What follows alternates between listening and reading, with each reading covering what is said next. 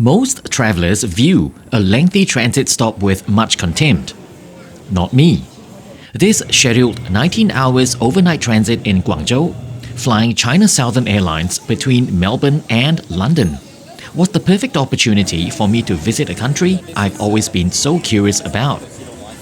And I reckon this transit in Guangzhou would satisfy my curiosity to take a peek into a somewhat often misunderstood country.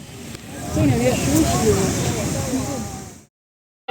1, wake up early, gonna rise with the sun. Step 2, get some food in you. Step 3, think real hard about what you wanna be. Step 4, everybody just do your thing. Wake up, today's gonna be a good day. Wake up, today's gonna be a good day. Wake up, today's gonna be a good day. Wake up, today's gonna be a good day. Wake up, today's gonna be a good day. And good day everyone, welcome back to my video. In this episode, you are following me on my 19-hour transit through Guangzhou. So I've just gotten off a China Southern Airlines flight and I'm now in Guangzhou Airport Terminal 2, I think. Yeah, this is a modern and new terminal, and look at how amazing how beautiful this terminal looks. So anyway, yes, this is the beginning of my 19-hour transit. So we just got off the flight and we have figured out how to go to Terminal 1. I think that's where our hotel is located. So yeah, come along with me and let's see what we can get up to on this 19-hour transit. Let's do this. Everybody just do your thing. If you're new to my channel, my name's Ryan. Born and bred in Singapore, I now call Australia home, and I create heaps of travel and food-related content. This trip sees us set foot in 5 countries over the course of 2.5 weeks. We stop in China for a first glimpse into an often misunderstood country. And then we set off to the UK, where we'd spend most of our time in Scotland as part of a wedding party. And what an eventful week that was! We then make our way towards Scandinavia, stopping in Denmark, and I pay homage to Sweden, because every person alive needs to visit the ABBA Museum and know that the meatballs you have in IKEA taste nothing like the ones in Sweden. We make a brief stop in Finland before heading back to the UK for our extremely long flight back home. This travel series will be filled with flight reports, destination vlogs, and a train journey thrown in for good measure. And these videos will be linked in the description as and when they're published. So make sure you hit the subscribe and the bell icon so you won't miss the next episode coming up. Giving me a like is a good way to support my channel. So here's the thanks, because it's very much appreciated. In case you aren't aware, Guangzhou Baiyun International Airport, with its 2 terminals combined, is one of the largest airport complexes in the world. So from Terminal 2, we take a free shuttle bus towards Terminal 1, and we're headed towards the Novotel Airport Hotel, which is conveniently linked to the airport via a walkway. On such a long transit like this one, China Southern Airlines sometimes provide a transit hotel with breakfast included for your stay. When we inquired about it, our fare bracket unfortunately wasn't eligible for this arrangement. No worries, Qantas Hotel came to the rescue with Novotel Baiyun setting us back 120 Australian dollars per night. As you'll see with the footages going forward, this presented an absolute bang for your buck. This hotel complex includes the Pullman next door. It's a short walk from Terminal 1, and it has a total of 268 rooms. I still find it hard to believe how affordable this hotel is, looking at how beautifully decorated the interior is. The rooms are expectedly modern, and it comes with your usual creature comforts. This large bed and the 55-inch TV was great, because I could not really get to sleep due to the excitement. So Chinese soap operas kept me pretty much entertained the entire time. The Wi-Fi did not really work for me because my VPN just refused to load the entire time I was in China. In the end, I did not really need to access Google because I found it really easy to get around. we have finally settled down in our hotel at the Novotel Baiyun, which was so difficult to find. But anyway, all sorted now. And now we're taking a walk back to Terminal 1. That's where the train station is, and we're gonna take a train down to Guangzhou City and take a walk and hopefully get some dinner. Are you hungry? Little. Little. Tidbits. Tidbits, yeah, get some tidbits. I am so excited because this is my first time in Guangzhou. And yeah, that's where we're going to. The city in Guangzhou for some dinner. Let's go! Guangzhou Metro, or Guangzhou 地铁, stretches far and wide in this city of 18 million. It is the third most populated city in China, so you'd know the city underground metro needs to work in order to move this number of people around with ease. Line number 3 begins at both terminals here in Baiyun and zips you into the city, past the river and beyond into the outer suburbs. Today, we're getting off at the station here, which is Tiyu Xilu Station. Because the friendly ladies on China Southern told me this is where you find great food and shopping. The first challenge we had taking the metro was trying to pay for it. Suppose we could withdraw some cash from the ATM, but seeing how we were only here for an overnight stay, I did not want to have leftover Chinese yuan in my pockets. There is no way to pay for it with a credit or debit card, so you'd have to download the Alipay or the WeChat app. For a foreigner, the Alipay app is your lifesaver because it generates a QR code which then can be loaded with money from your foreign-issued credit card. The app can further be used for everything else like payments for food, shopping, and even taking a taxi. Since payments are made by scanning the QR code, it does not matter whether your phone is NFC enabled or not. Okay, finally, after about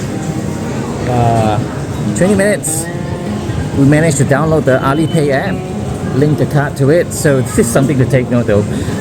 A lot of facilities here in China, they run by apps. Anyway, we've paid for it and we've got a token to take the subway. So yeah, let's go look for the subway entrance.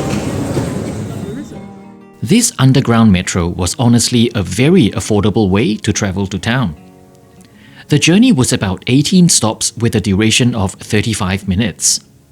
The fare was 14 Chinese yuan for the two of us, which worked out to be less than 3 Australian dollars. The train gradually got more and more crowded the closer we got to town, and eventually it became such a squeezy can of sardine, made worse by those who were travelling from the airport with their bulky luggage. Oh my god, I don't remember when was the last time I saw a crowd like that. Anyway, we're getting off at Tiyu Xilu Station because I've been asked to come here to if I want something to eat, stuff to eat and all, this is the station to come to. So we'll see. Where does this take us?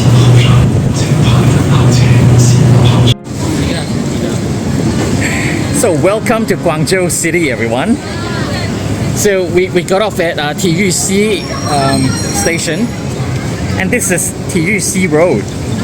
I guess I'm not really sure where the downtown is because everywhere seems to be a downtown. This is such a huge city. Yeah, it's such a huge place. Everywhere seems to be like a downtown. So yeah, now the challenge is deciding what to eat because I want to eat everything. Oh. Indeed, the ladies at China Southern had recommended very well. Because Tiyu Xilu is bright, vibrant, and clearly the foodie paradise it's meant to be. Because it was just lined with restaurants after restaurants, each of them tripping over themselves with respective staff members beckoning for you to come inside. Summer in Guangzhou is extremely humid, and sadly, the humidity got the better of us.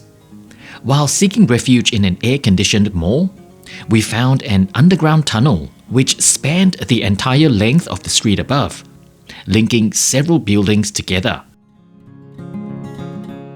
The grab-and-go food culture of Asia is unparalleled. So China is no different. You're quite literally spoilt for choice, and your pair of hands would want to reach out for everything you see in sight. Eventually, we zoom into this stall here, which has endless skewers of everything colourful. You choose a bunch of sticks, place them into a basket, and it will be sent off into the deep fryer. This is called 炸串, and it's incredibly popular with the youngins doing TikToks or the Chinese social media platforms of Weibo and Youku. The popularity of these fried skewers has also made it all the way down under, and you'll see several of these stalls in Sydney and Melbourne. But nothing beats the feeling of having it right here in China, because the portion per stick is 2 to 3 times what you'd get from a similar stall in Australia. We had sticks of chicken fillets, prawns, pork slices, and after they're fried, it will be powdered over with a spice mix, which adds another layer of flavor to your experience. Absolutely yummo to the max. Guangzhou is really a glimpse into the future. I can't help but be fascinated by how seamlessly digitalized everything is. There were buskers on the street, and in another world, there'd be an empty box in front of these performers where you'd throw coins into. Not in China, because these buskers have equipments for you to scan the QR codes of WeChat or Alipay for them to receive payments. And being a Friday night, the roads are choked full of cars. And yet, the environment was eerily quiet because most cars in Guangzhou are electric. Sometimes we forget how much China has progressed. The incessant humidity meant that we were soon inside the protection of another air-conditioned mall. Just as well, it was time for us to sit down for a proper dinner anyway. As much as I wanted to have a proper Chinese meal, something fascinating caught my attention. Nope, your eyes aren't playing tricks on you. La Caesar Pizza Restaurant is a Guangzhou-based pizza chain specializing in durian pizza. With a pizza base made from the scratch, this divisive combination of durian and cheese is sure to test the traditionalists and challenge your understanding of what goes onto a pizza. This pizza chain rocketed to fame in 2012 on the strength of that durian pizza, which has so far remained within the shores of China. So with this, I take a deep breath and dive into the unknown. I was clearly going solo with this pizza because my husband was going nowhere near this thing. Don't get me wrong, I absolutely love durian, under the right circumstances. And tonight, I was about to have my turn of the sweet versus savory match come to the forefront. I'm a firm believer in trying it before you knock it. I gotta admit, this durian pizza did challenge every fiber of my body. It kind of worked, but it didn't. So I kept going back for more to be sure how I felt about this curious combination of very pungent durian together with stringy mozzarella. Because there was nothing else on the ingredients to distract you from this very strange pairing. Ultimately, my personal take is durian should remain squarely within desserts. Isn't it ironic? I've come all the way to China for the first time, and my introductory sit-down dinner is a durian pizza. Glad I've done it, and I'm not in a hurry to return. And good morning guys, welcome to day number 2 here in Guangzhou, and we are just heading down to the Hotel Brekkie here at the airport hotel, and then after this we'll be off to London. This morning breakfast buffet spread was quite honestly out of this world. The cold section was extremely extensive with cold cuts, salads, fresh fruits, which also had some quintessential Chinese stuff like pickled bamboo shoots. Of course, there were also the Western selection of the usual suspects like bacon, sausages, beans, mushrooms, and eggs. But I was more focused on the uniquely Chinese selection like porridge and its condiments, fried crullers which goes so well with unsweetened soya milk, and there was also this noodle station for a freshly made bowl. And not forgetting the steaming baskets of rice roll, pork bun, chestnut cake, and sweet potato. Since last night was a missed opportunity for a sit-down Chinese dinner, I clearly made up for lost time this morning, and this was my first course, the fried crullers and soya milk. I'm not quite sure if there is a Western equivalent, so if you're ever in China, make sure you try this unique way of enjoying soya milk, accompanied by this greasy, vein-clogging goodness. Whoever said you cannot have noodles for breakfast clearly hasn't seen how Asians eat. This one here was flat rice noodles swimming in a delicious and comforting bone broth, accompanied by bak choy and meatballs. But the highlight, in my opinion, definitely were these steamed rice rolls. While the Cantonese version is normally swimming in a light soy and sesame oil, this one here was paired with preserved radish coated in a luscious chili oil. I've never had it like that before, so this was definitely most interesting. Well, there is a first time for everything, and I would book a room here at the Novotel just to have this again. Yeah. So we are now saying goodbye to the Novotel Hotel at Guangzhou Baiyun Airport, and we're heading to the airport to catch our flight to London. There is a free shuttle bus that goes from here to the airport, both terminals at the airport. So this is what we're getting on. It's a free transport, so why not, yeah? And there we have it, our 19-hour transit stay in Guangzhou, flying China Southern Airlines between Melbourne and London. I really appreciate these long stays because it allows us a peek into a destination we otherwise would not have considered visiting. Because let's face it, the visa application to visit China is in itself an extremely daunting chore. It's very time-consuming and frankly very expensive as well. So this visa waiver for a transit passenger like me was awesome because I truly enjoyed the colourful lights of Guangzhou, and not to mention its interesting culinary scene. Whether or not I enjoyed the durian pizza is irrelevant, because I can now say I've ticked the box.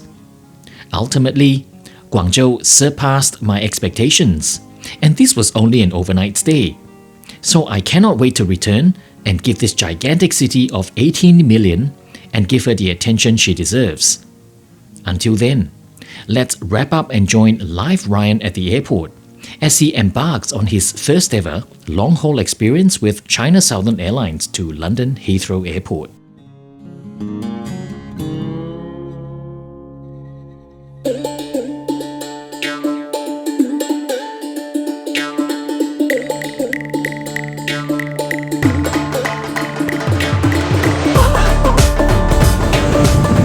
There we have it. This is our 19-hour transit here in Guangzhou, and we are in Baiyun International Airport Terminal 2, and we just got off the shuttle bus from the hotel to the airport. So thanks for following me on this journey, and I've chucked details of my Instagram on your screen right now, so don't forget to hit me up there so you can follow my travels in real time. Hit the subscribe and notification bell, and I will see you for my next video. Bye!